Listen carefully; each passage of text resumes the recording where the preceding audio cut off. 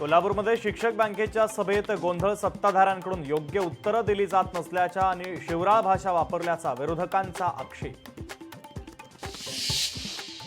जलपर्यटनाच्या आराखड्याची माहिती दिली जात नाही, राज्याच्या प्रमुख सचिवांच्या विरोधात थक्कभंग आणणार खासदार धैर्यशील मोहिते पाटलांचं वक्तव्य। केंद्रानं आधीच मराठ्यांना ईडब्ल्यूएस मधून आरक्षण दिलंय, सरसगट या शब्दाला सरकारचा आक्षेप, मंत्री रामदास आठवलेंचं वक्तव्य। 17 सप्टेंबरला हिंगोलीच्या कळमनुरीमध्ये ओबीसींचा एल्गार मोर्चा, हैदराबाद गॅझेटचा GR रद्द करा, ओबीसी कार्यकर्ते आक्रमक, मोर्चामध्ये हजारो ओबीसी बांधव सहभागी होणार। फायटर क्लबसाठी थेट तलाठी कार्यालयच फोडलं, मंत्रालयातील शिपायाचा कारनामा, डोंबिवलीमधील धक्कादायक प्रकार, तर या प्रकरणी विक्रम प्रधान अटकेत।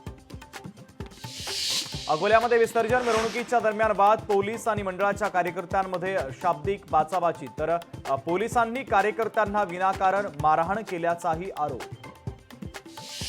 पालघरच्या सातपाटी तर शिरगाव समुद्र किनाऱ्यावर 3 कंटेनर आढळले, पालघर पोलिसांचं तटरक्षक दल घटनास्थळी, दुर्घटनाग्रस्त जहाजातून कंटेनर वाहून आल्याचा अंदाज। केडीएमसीच्या रुग्णालयामध्ये नवजात बालिकेचा मृत्यू, डॉक्टर आणि कर्मचाऱ्यांवर हलगर्जीपणाचा आरोप, नातेवाईकांचा रुग्णालयामध्ये गोंधळ। दहिसर पूर्वच्या जनकल्याण इमारतीला मोठी आग, आगीचं कारण अद्याप अस्पष्ट, दुर्घटनेमध्ये वृद्ध महिलेचा मृत्यू, 12 वर्षीय मुलगा गंभीर जखमी।